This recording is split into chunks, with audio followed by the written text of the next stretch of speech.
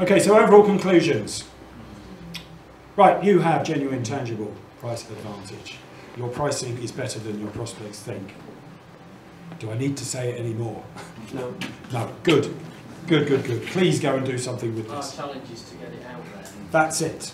That's what your marketing needs to be about. Yeah? Dispelling prevailing beliefs. Sales and satisfaction are only weakly linked on the data that we've got, and that could be for a couple of main reasons. People are just not aware of your pricing and how competitive you are compared to the big guys, because we know you are well priced against the big guys, but we also know the public thinks you're not. And maybe that's one of the drivers behind this relationship not being as good as it should be, or the fact that that relationship doesn't exist at all. It's not as strong, anywhere near as strong as everyone thinks that it is. What should you do? Understand your price positioning, how yours compares to your competitors, and learn to explain the differences. What's key here is if you haven't taken part in the pricing survey, you can take the message from those who have, which is that generally your prices are good. Yeah? Your prices are on average better than the big chains. You can do things like get out and do a little bit of mystery shopping. Go and see what your competitors are up to. And by your competitors, I mean the other local IT retailers. Find out what you're doing, find out what they're doing, find out what they're doing better, find out how you can copy it, find out how you can do it better. Learn to explain the differences in your pricing and the prices of the guys down the road, the prices of PC World, or whatever.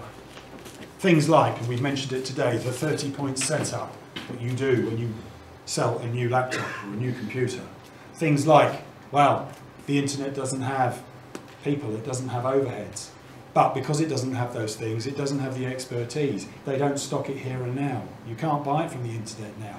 I can give you advice. You can bring it back. Yeah? I'll make sure that what you get sold is right. Learn to make that part of how you explain your sales and how you sell to people. Remember, too cheap or too expensive destroys trust. Too cheap or too expensive destroys trust. Aim to be reasonable. Right? The message from today is not about hiking your prices and making them ridiculous. It's about understanding where are your genuine competitors, what's the range of prices, what do you do that's different, better, or otherwise compared to what do they do, and therefore where should your prices sit? So that when somebody compares you to a genuine competitor, you can explain it. And even when they don't, you can explain the fact that that's not really a genuine competitor because it's the internet, or because whatever.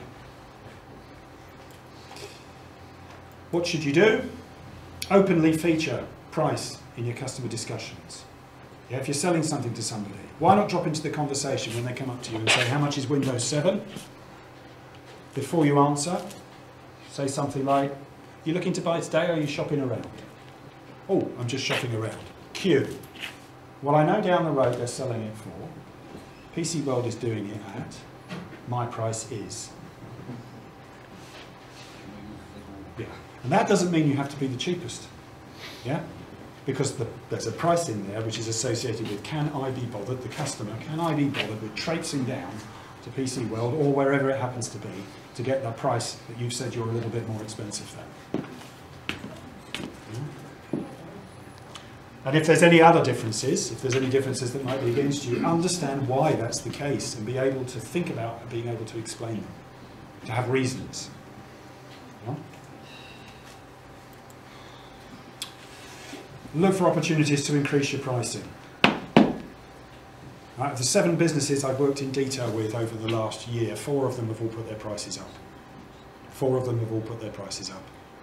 And the reason they did it was because they went out and mystery shopped. And suddenly they realised they were giving away value. Yeah? They've all done it. They've all found it's perfectly possible to do. We found many examples in the detail of the data where there's many examples of high prices and high sales satisfaction. And for those of you that took part that find you're not in that category, you need to be aiming to be in it. And I've just mentioned that, yeah, there's several customers I've been working with who have increased prices with no sales impact.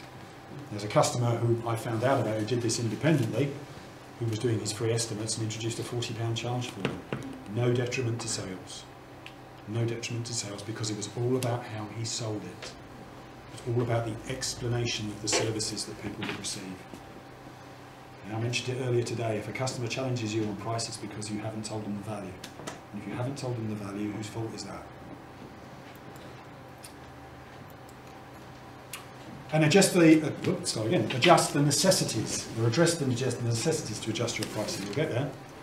Where your pricing is making you look rip-off, if you've got any pricing that's like that, beware. People will find out.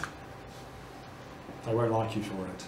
Where else are you doing it? Well, I noticed on that, whatever it was, that was really expensive compared to. Where else are you doing it? It fundamentally shakes trust. And equally low pricing makes you look like a cowboy. It's too cheap. How can you do all that for that price? Remember the example I gave you this morning, business in Cumbria. Successful, doing a lot of work to get referrals through from businesses that it worked with. The businesses were saying, yeah, we're referring you. Well, I'm not getting any business back. Well, can you let me know the people that you've been referring me to? He follows up. He finds out that their perception of him is that he's too cheap for what he's offering. Therefore, they're not bothering to find out. They're staying with who they know. Yeah? They don't want to take the risk. That's as far as I'm going to go.